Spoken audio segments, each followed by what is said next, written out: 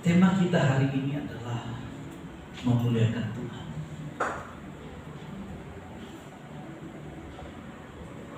Ini penting kita lakukan di tahun 2024 yang akan datang.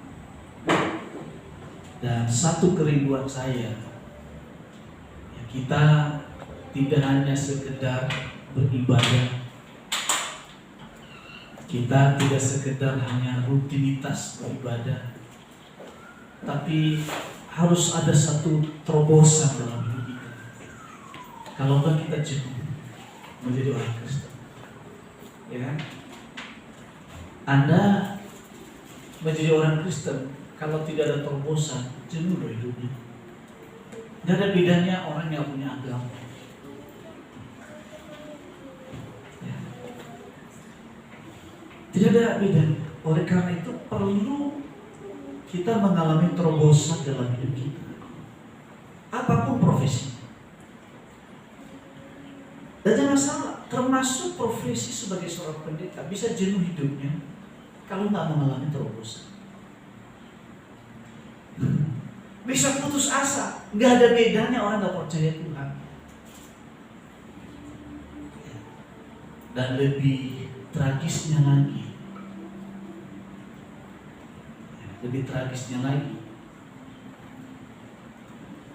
sebagai seorang hamba Tuhan bisa makan aja susah. Kenapa? Jauh dari mujizat. Oleh karena itu hari ini saya sampaikan pesan firman bagi kita, ya, supaya kita senantiasa memuliakan Tuhan. Dengan demikian kita akan mengalami terobosan di tahun 2024. Karena lagu tadi itu kan, hidupku menggenapi firman-Mu, tanda mujizat sertai tiap langkahku, Kau bersamaku di dalamku, jadi bukti kebesaran-Mu. Bahkan Alkitab mengatakan kita ini bukan sebagai tanda, tapi kita suratan terbuka bagi dunia. Itu firman. Kita ini suratan yang terbuka. Oleh karena itu di tahun 2024 tidak ada satupun di antara kita yang gagal. Tidak ada satupun di antara kita juga yang menjadi batu sandungan. Karena setiap kita memuliakan nama Tuhan. Amin. Nah, bagaimana caranya kita memuliakan Tuhan? Kita baca dalam 1 Korintus pasal yang ke-6 ayat yang ke-19. Kita harus pahami ini. Kita baca bersama-sama. 2, 3, ya.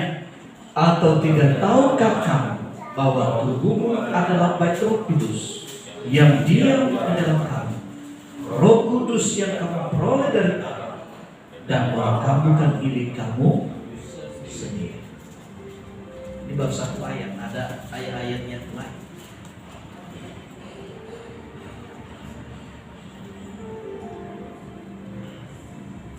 Di dalam 2 Korintus 6 ayat 16 mengatakan, tidak tahukah kamu bahwa kamu adalah bait Allah dan bahwa Roh Allah diam di dalam kamu. Nah, ini yang membedakan kita dengan orang lain. Bukan saja sekedar Allah Immanuel, tetapi Allah itu diam di dalam diri kita. Pertanyaannya, ada tanda-tanda yang menyertai? Ada mujizat yang menyertai tidak? Paham nggak maksudnya? Saya ulangi. Kita ini bukan sekedar Tuhan menyertai kita atau Allah Immanuel menyertai kita, tetapi Roh Allah Dia di dalam dirimu karena kamu bait Allah. Pertanyaannya, ada tanda-tanda nggak yang menyertai? Amin. Amin. Ada mukjizat nggak yang menyertai kita? Di dalam dirimu ada mukjizat tidak? Enggak. Sekali lagi, kita ini bait Allah, Roh Allah, pribadi Allah, diam di dalam diri. Pertanyaannya, ada tanda-tanda yang menyertai? Amin. Ada kehidupan tidak? Ada mukjizat tidak? Sebab dalam diri kita ada Roh Allah. Oleh karena itu jangan takut dengan mantra. Alkitab berkata, mantra dan tenun tidak mampan dengan keturunan Yakub. Jangan percaya dengan kata A dan kata B. Jangan percaya dengan kata-kata tahyul. Jika Allah bersama dengan kita, siapa yang menjadi lawan kita? Jika Allah di pihak kita, siapa dapat melawan? Kita lebih dari. Oleh karena itu Alkitab berkata, tunduklah kepada Allah dan lawanlah iblis. Harus pahami. Kita harus percaya bahwa ada mukjizat yang menyertai kita di tahun 2024, sehingga setiap kesempatan bisa kita meraihnya dengan tepat, cepat, dan tepat sasaran. Ya, paham dulu ya, kita ini bait Allah. Nah, kalau bait Allah dan kalau Allah ada di dalamnya, bisa gak iblis merusak? Yang merusaknya saudara dan saya.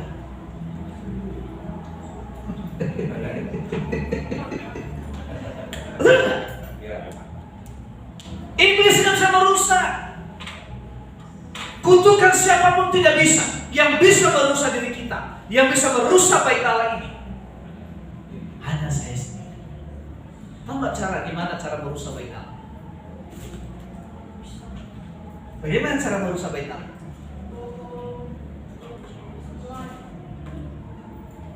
Nanti kita akan masuk ke sana.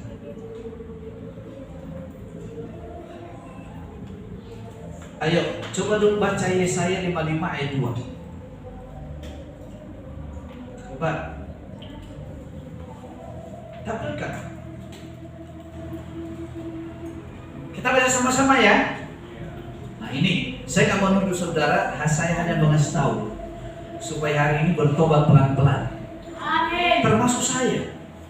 2, 3, ya. Mengapakah kau belanjakan uang untuk sesuatu yang bukan roti, dan upah jerih payahmu untuk sesuatu yang tidak mengenyangkan? Dengarkanlah aku, maka kamu akan memakan yang baik, dan kamu akan menikmati sajian yang paling.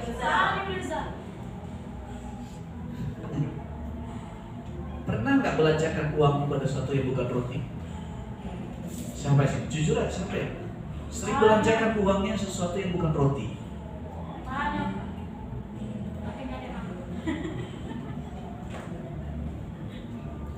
Ada pernah saya punya teman ngasih duit sama orang, sama saudaranya, pelitnya bukan main. Tapi kalau beli minuman, dulu Vigor ya, tahu Vigor? Anggur, suka minum? Hah? Vigor anggur, tahun baru betul. Tapi kalau mau minum minuman keras, whisky dan lain sebagainya, berapapun dia traktir, saudara. Pertanyaannya, manfaat anggur kalau kita mabuk apa? Hah? Yang pertama merasa benar. Mau saya buktikan, saudara. Orang yang mabuk itu merasa benar kalau dia jalan. Ya, siapa yang pernah jalan demikian? Hah? Pak Sema pernah nggak, Pak? Ayo, Bang Sabar.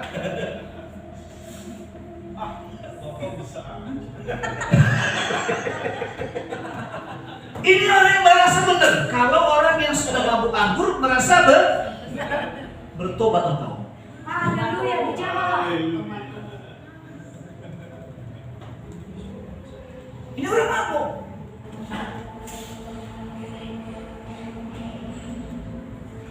Udah begitu, saudara, ngomongnya sembarangan, merasa lebih hebat dari siapapun, padahal diketok juga kepalanya juga pingsan. Orang mabuk kan gak ada tenaga, betul enggak? Ini yang ketawa, ini yang minum. Nggak di sini, baik-baik semua sini. Semua orang baik. Jemaat ini kemadot nggak ada yang demikian, semua baik-baik. Tapi juga bukan hanya mabuk dengan anggur. Orang yang nggak bisa dibilangin juga itu mabuk juga.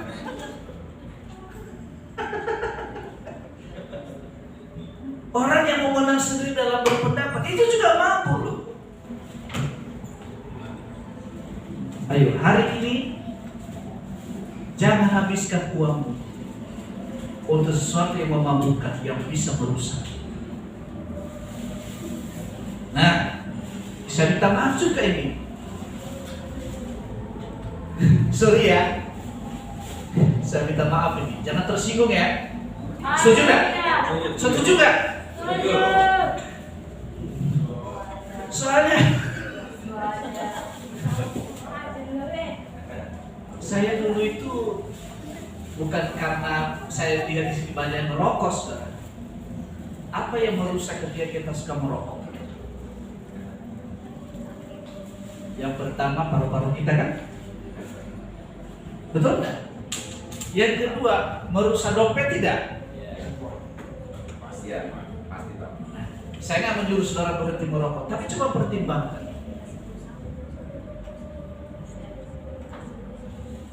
Oke?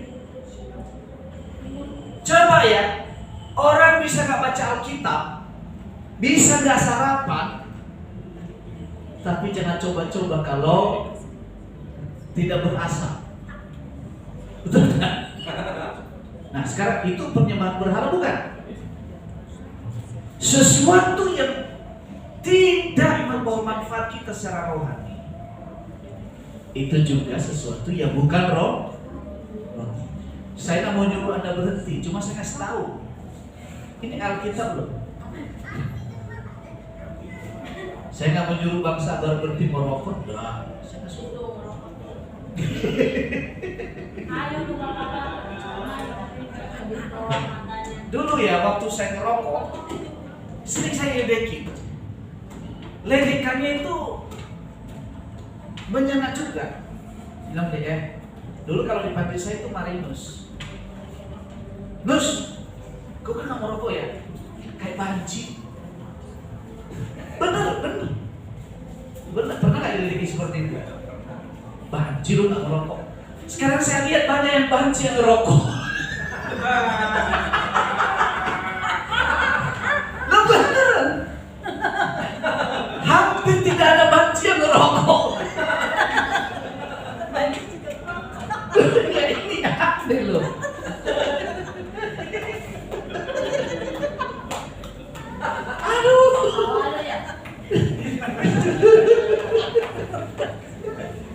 Dunia ini kadang kebalik.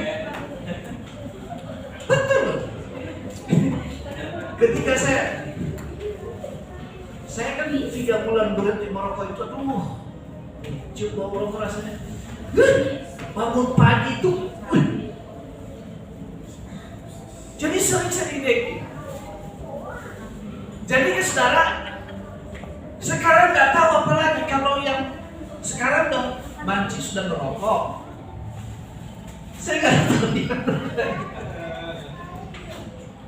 Nah, jadi konteks saya bukan ke sana. Konteks saya adalah belajar pelan-pelan, step by step. Jangan habiskan uang kita, jerih payah kita. Apalagi uang keluarga kita habisin sesuatu yang bukan roh, nanti untuk hobi kita. Kita belajar. Salah satunya ini. Tubuh kita adalah bait Alkitab mengatakan siapa yang merusak bait Allah, dia juga akan dibinasakan.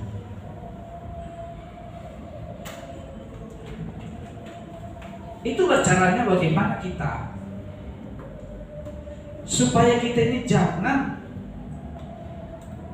menyia-nyiakan hasil pendapatan kita. Saya percaya tahun 2024 kita semua mengalami terobosan. Amin. Amin. Amin.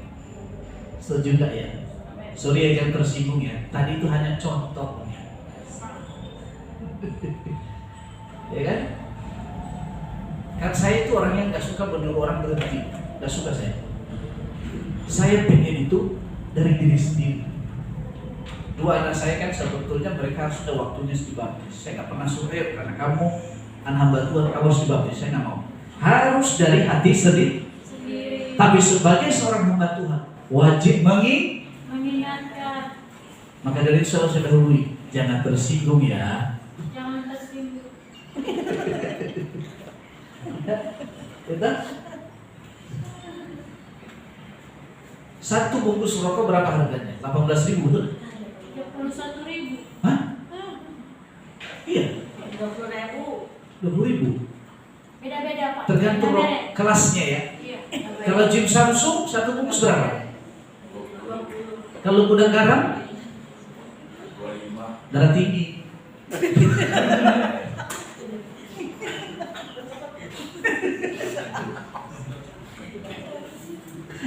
Iya kan? Nah, 1 liter beras berapa? 10.000 ada. Ada 11.000. 12.000. Lebih mahal yang mana? 15.000. Nah, coba itu gunakan beli beras. Semua makan, betul nggak? Semua makan kan? Ya kalau udah 5 sekuat makan paling 1 teko beras dimasak pasti paling segitu ya. Kalau kita beli 1 kilo beras, seluruh satu keluarga bisa Bisa makan. bermanfaat enggak? Keluarga cuma berdoa, puji Tuhan, diberkatilah orang tuaku, diberkatilah suamiku, diberkatilah istriku, diberkatilah abangku. Karena satu keluarga dari 11.000 bisa makan. Ya mungkin 1 kali makan siang.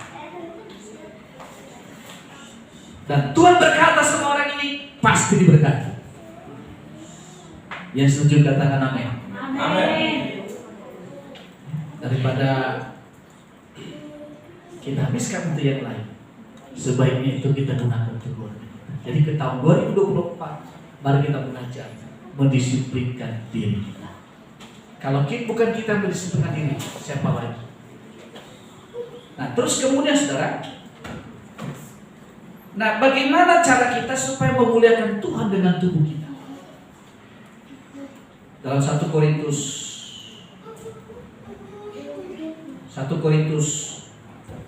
6 ayat 20. Nah ini dia.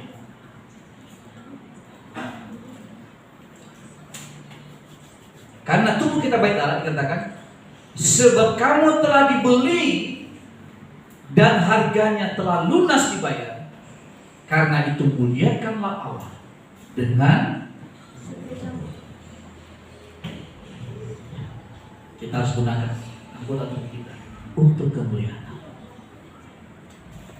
Kalau Anda bekerja, gunakan untuk kemuliaan Tuhan. Caranya gimana? Anda harus tahu prioritas hidup. Yang pertama Tuhan, yang kedua keluarga, yang ketiga pekerjaan dan pelayanan. Jangan lupa, waktu miskin begitu setia dengan pasangannya. baru punya sedikit aja, jadi pengkhianat pada keluarga. Ini yang bahaya. Baru punya sedikit, sombong yang bukan main. Menganggap orang lain itu gak diberkati, cuma dia yang diberkati. Nah, ini dia dari berkat. Nah, bagaimana cara kita muliakan Tuhan? Pertama, Roma 12 ayat 1. Itu yang pertama. Cara kita memuliakan Tuhan. Roma 12 ayat yang pertama.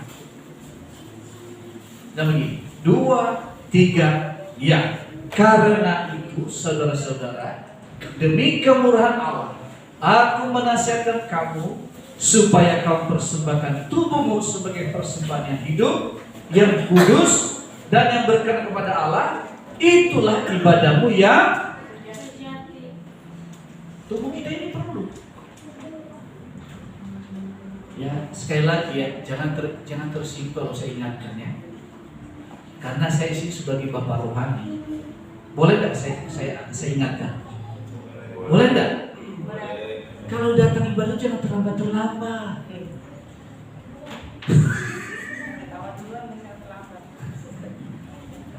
Boleh ya? Anda jauh-jauh habis ongkos, ya.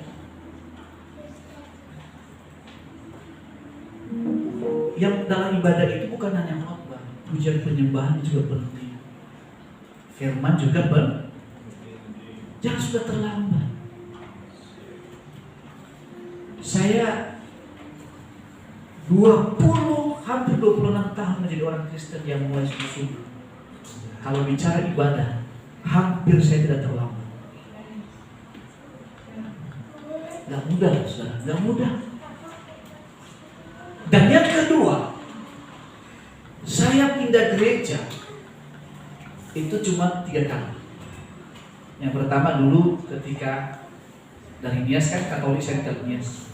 Begitu saya masuk penjara, yang melayani saya orang Protestan. Baru setelah masuk saya ke GBI.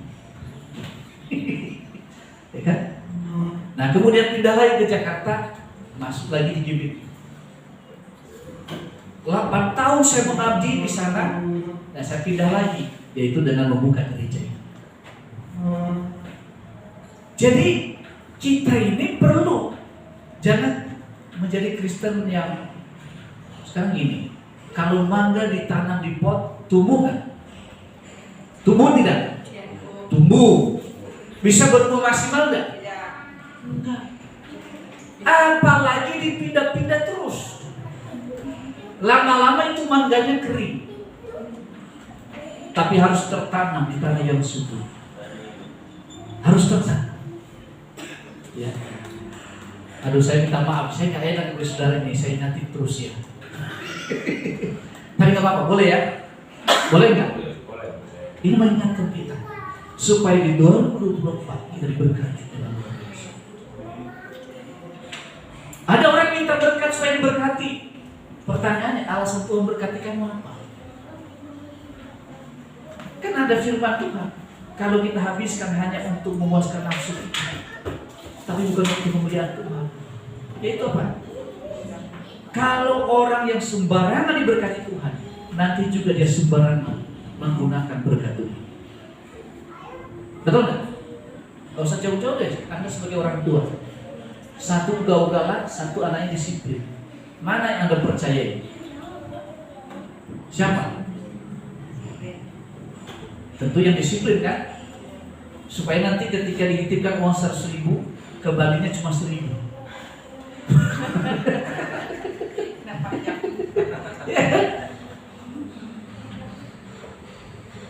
Harus anak yang bisa dipercaya. Percaya.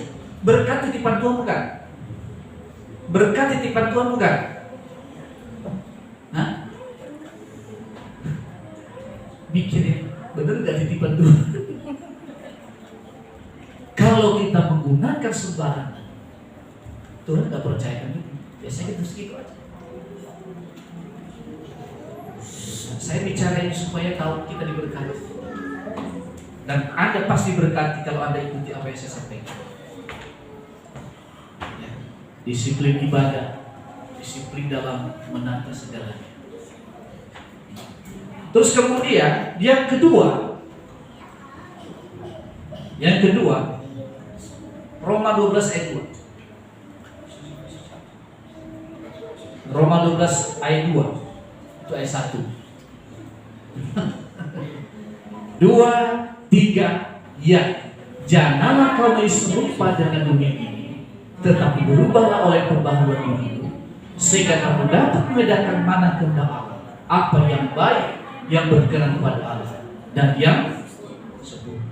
Jadi gini, ini Tuhan, ini kita. Tuhan itu memberikan kemampuan. Nah, kemampuan yang Tuhan berikan untuk berubah tergantung kita merespon. Nah, sama seperti ini, saya kasih contoh sederhana. Bu Lesti ini kan dulu merindukan juga pasangan yang sepadan kan. Bagi yang belum menikah, yang sudah menikah jangan merindukan lagi. Ya, kan Iwan? Jangan merindukan lagi, cukup yang ada ya. Amin. Nah, Bang Sabar juga sama. Jangan rindukan yang baru.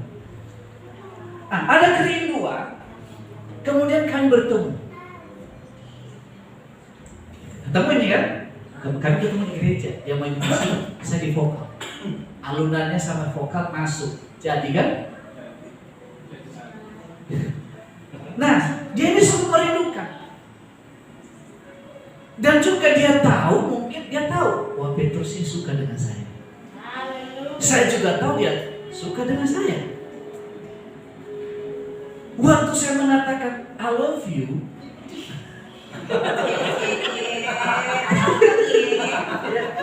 betul dong, betul nggak? Waktu saya mengatakan I love you,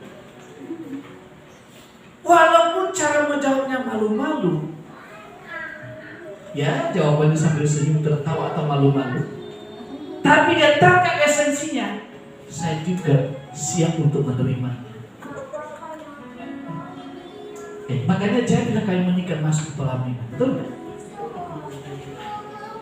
Hamba Tuhan merupakan tangan mereka bukan dua, tapi sah. Nah, kita dengan Tuhan juga sama. Dia berikan kekuatan, kita mau menerima teman. Artinya ada respon. Jadi berubahlah oleh pembaharuan budimu. Kita harus meresponi, yaitu mau berubah, dan Tuhan berikan kemampuan untuk kita. Betul? Nah, ketika sudah Tuhan berikan kekuatan kepada kita, kita melakukan hal-hal di luar kemampuan kita. Ketika kami hidup bersama, saya diberkati, dia pun diberkati. Dulu, mungkin saya mengatakan sebelum saya menikah saya punya ini, tapi saya tidak bisa punya rumah. Tapi begitu saya menikah dengan Bu Lesti, uang kami juga nggak punya juga, tapi bisa kami punya beli rumah, yaitu dengan berkat Tuhan. Bukan dengan karena punya uang, tapi karena ada Tuhan. Yang setuju katakan amin. Amin. Yang setuju katakan saya mau. Saya mau. Yakin mau? Yakin. Ya. Ya. Berubah. Tuhan mau merubah kita, tapi Tuhan berikan kepada kita, ayo berubah. Yang tukang nyel berubah. Yang tukang gosip, ayo berubah. Yang tukang ngambek, ayo cepat berubah. Yang tukang mabuk cepat berubah. Yang tukang judi berubah, umur terus bertambah loh. Umur terus bertambah, kan saya nggak berasa ini. Tiba-tiba umur terus segitu ya, anak saya udah SMA. Jangan nanti udah tua bangka, udah pincang-pincang loh Pak, saya mau sungguh sama Tuhan. Terlambat. Kamu jadikan Tuhan jadi judi. Mumpung lagi sehat, bertobat sungguh-sungguh, pasti Tuhan berkati. Amin. Kadang kalau saya ketemu ada orang udah pinjam-pinjam kakinya, mau bertobat Pak, tolong Pak saya. Dulu waktu saya kemana? Ya kan?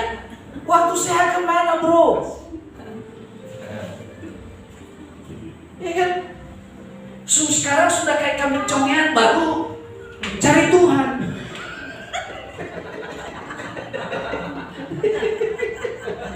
Iya kan? Beneran manusia mencoba, manusia kayak gini menipu Tuhan ya. Ya. Kalau orang Sunda mengatakan ayah-ayah wahai.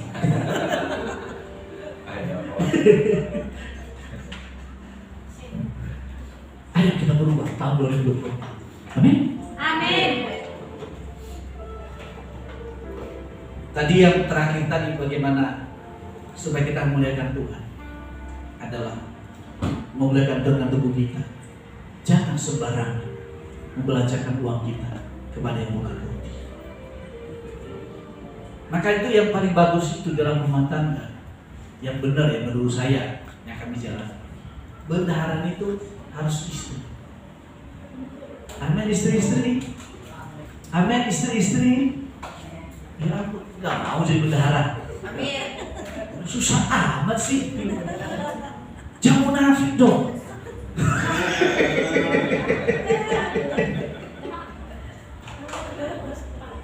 Idealnya,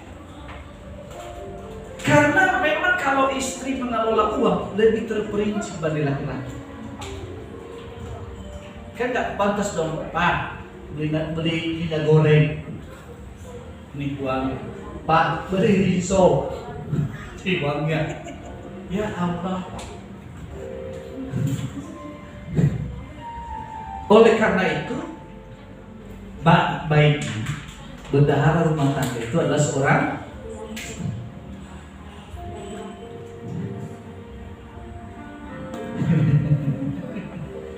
Nah, oleh karena itu istri harus pintar memanage. Yang kedua, istri nggak boleh istri itu jadi kikir. Untuk keluarganya dia murah hati, untuk keluarga suaminya dia pelit.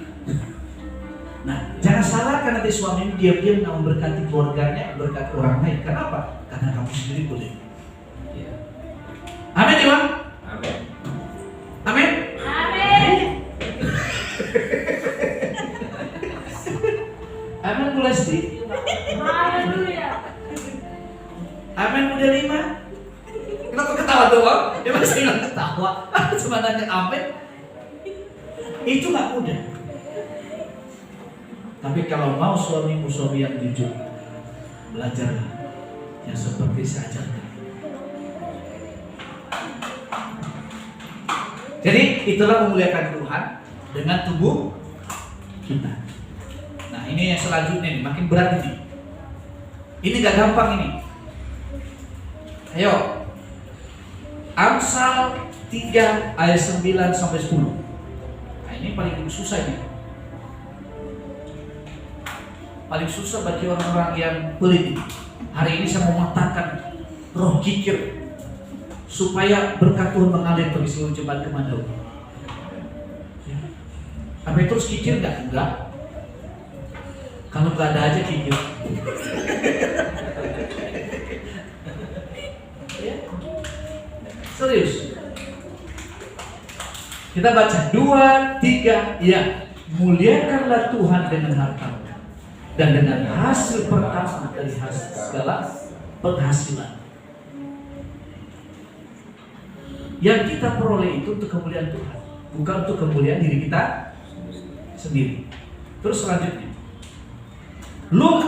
maka lumbung-lumbungmu akan diisi penuh sampai melimpah-limpah, dan bencana pemerahan akan meluap dengan air buah.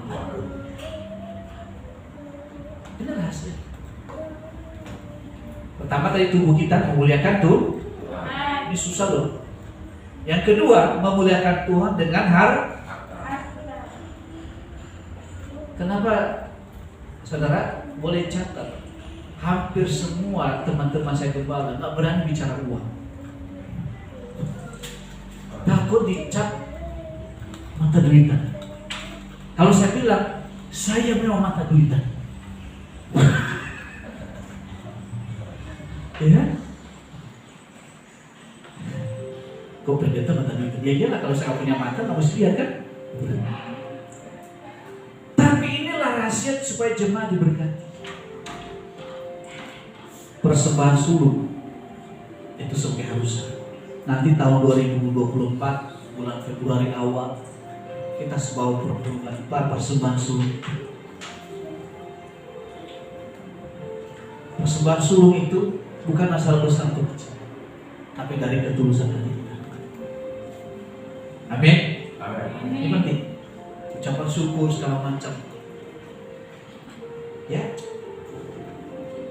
Kemudian saudara kasih Tuhan, memuliakan Tuhan dengan harta kita. Tadi sudah ada di situ, dan saya sudah jelasin tadi. Itu Hagai 1 ayat 4 sampai 11. Mungkin nggak bisa baca seluruhnya. Tapi intinya dari ayat ini, kita harus perhatikan rumah Tuhan. Tapi sebaiknya saya bacakan aja ya. Saya yang baca. Bapak Ibu lihat aja di layar. Saya bacakan. Hagai 1 ayat 4 sampai 11.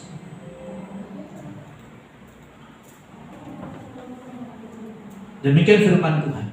Apakah sudah tiba waktunya bagi kamu untuk menjadi rumah-rumah yang dipapani dengan baik, sedang rumah ini tak menjadi reruntuhan? Oleh sebab itu, beginilah firman Tuhan semesta alam. Perhatikanlah keadaan. Kau menabur banyak, tetapi bawa pulang sedikit, hasil sedikit. Kamu makan, tetapi tidak sampai kenyang. Kamu minum, tetapi tidak sampai puas. Kamu berpakaian, tetapi badan tidak sampai panas. Dan orang yang bekerja untuk upah, ia bekerja untuk upah yang ditaruh dalam pundi-pundi yang berlubang. Beginilah firman Tuhan semesta alam. Perhatikanlah keadaan. Naiklah ke gunung, bawalah kayu dan bangunlah rumah itu, maka aku akan berkenan kepadamu dan akan menyatakan kemuliaanku di situ. Firman Tuhan. Kau mengharapkan banyak tapi hasilnya sedikit. Dan ketika kau membawa ke rumah, aku menghembuskannya. Oleh karena apa? Demikianlah firman Tuhan semesta alam. Oleh karena rumahmu yang tetap menjadi reruntuhan, sedang kau masing-masing sibuk dengan urusan rumahnya sendiri. Itulah sebabnya langit menahan embunnya dan bumi menahan hasilnya.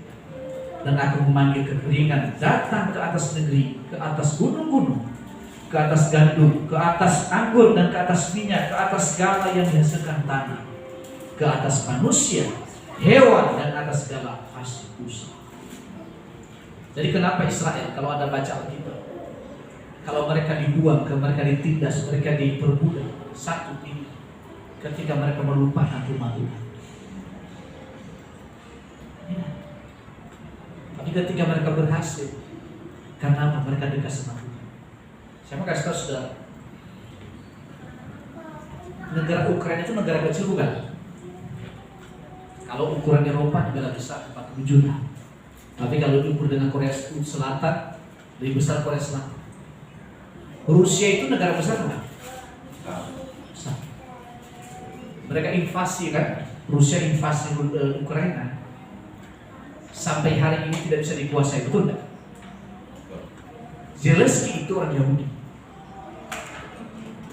Beliau ini adalah orang Kristen gereja Ortodoks. Gereja Ortodoks itu mirip-mirip Katolik tapi bukan Katolik, karena mereka gereja purba. Nah, tapi kalau tata ibadahnya mirip gereja Katolik. Nah, para pejabat yang memuat dia di Ukraina itu orang Yahudi. Sampai hari ini tidak bisa dikuasai. Nah kemudian negara Israel negara kecil bukan? Kecil. Penduduknya cuma 5 juta yang bermukim di Israel. Kalau populasi seluruh dunia cuma ada 15 juta. Kali 15 juta diserang, terjadi koalisi Arab. Waktu pertama kali menyatakan diri merdeka tahun 48. Negara baru merdeka diserang oleh 6 negara. Tapi herannya 6-6-nya kalah. Bahkan mereka berebut 50% lebih luas dari wilayah yang mereka duduki. Dan dunia internasional juga heran. Kenapa saudara? Israel tidak bisa dikalahkan, bukan karena teknologinya, bukan karena gagah perkasa mereka, tetapi karena apa? Mereka sudah mulai mencari Tuhan, dan itulah kunci mereka diberkati. Amin. Itu kuncinya sih. Lagunya mah bukan kuat, bukan gagah, tapi rohku, kata Tuhan. Bukan kuat, bukan gagah, tapi rohku, kata Tuhan. Siapa mereka? Bukan siapa-siapa, tapi Tuhan yang menyertai mereka menjadi siapa-siapa. Sampai hari ini hanya bisa dikecam oleh bangsa-bangsa lain, tapi mereka tidak bisa menembusnya. Gimana bisa, Pak? Indonesia itu beli alutsista dari sana. Alat sadap kita itu beli dari sana. Nah kita nggak tahu, tiba-tiba misalnya kita lawan mereka, mereka tekan aja selalu tombol, nggak berfungsi itu tank. Bisa nggak? Satelit yang ada di atas kita nggak pernah tahu. Bisa menurut ini rencana Pak Edward ini ketahuan. Siapa yang berikan mereka hidup? Ada. Makanya orang Yahudi, Anda tahu nggak? Dalam mereka beribadah, menurut firman Tuhan, harta mereka 30% hanya digunakan untuk ibadah. Maka jangan heran mereka diberkati. Saya mau katakan bagi kita semua, berkat materi yang kita tahu bukan kita terima di surga nanti, tidak perlu surga, tapi di bumi kita menuai. Di bumi selama kita hidup. Siapa yang tuai terserah. Bisa waktu zaman kita, bisa juga untuk anak. Jadi muliakan Tuhan dengan harta. Tadi sudah saya jelaskan. Perhatikan rumah Tuhan. Ya. Yang kedua, kita harus belajar konsisten membayar perpuluhan. Gereja kita ini kalau saya hitung ya, persembahan bulanannya minus. Tapi saya dalam keadaan minus gereja ini, perpuluhan tetap bayar ke Sidoni. Karena saya percaya kalau saya belajar tahan mengabaikan perpuluhan, meskipun masih minus dari persembahan, gereja ini pasti diberkati dengan luar biasa. Makanya kita bisa berjalan sampai hari ini. Yang seharusnya kita sewa 2,5 juta sekali ibadah, cukup 2,5 juta 1 bulan. Itu berkat Tuhan bukan? Berkat Tuhan. Kami juga kalau mau itu perpuluhan, ya bukan perpuluhan lagi. 2/10. Belajar. Perpuluhan itu 10% dari apa yang kita dapatkan selama sebulan. Belajar konsisten. Pelan-pelan. Nah ini dari perpuluhan kita itu yang melindungi harta kita sepanjang bulan itu. Sakit penyakit, kekurangan dari situ. Kemudian yang terakhir, perhatikan keluarga. Baik keluarga suami istri, tapi juga keluarga yang jauh. Dan juga keluarga satu gereja. Kita saling menopang satu dengan yang lain. Amin.